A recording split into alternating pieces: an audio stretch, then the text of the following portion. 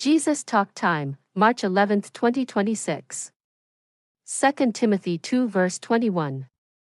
Therefore if anyone cleanses himself from the latter, he will be a vessel for honor, sanctified and useful for the master, prepared for every good work.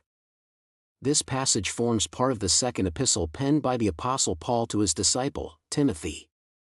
Within this letter, Paul imparts guidance and support to Timothy, a young pastor in the nascent Christian community.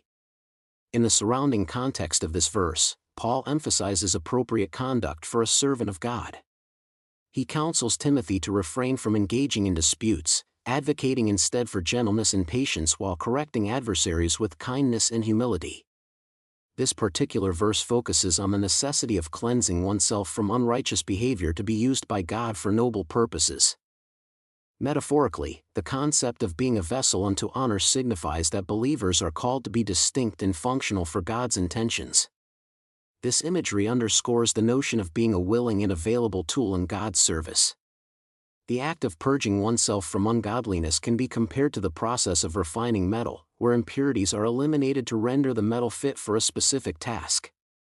Similarly, believers must take proactive steps to discard sinful attitudes and actions so they can fulfill God's purposes. In summary, 2 Timothy 2 verse 21 stresses the significance of sanctification in a believer's life. It underscores the necessity for individuals to actively eradicate ungodliness from their lives to become vessels of honor, set apart and apt for divine use. This verse inspires believers to strive for personal holiness and preparedness to undertake God's good work. The imagery and language employed in this verse serve as a compelling reminder of the call to remain distinct and available for God's plans. Thank you for watching.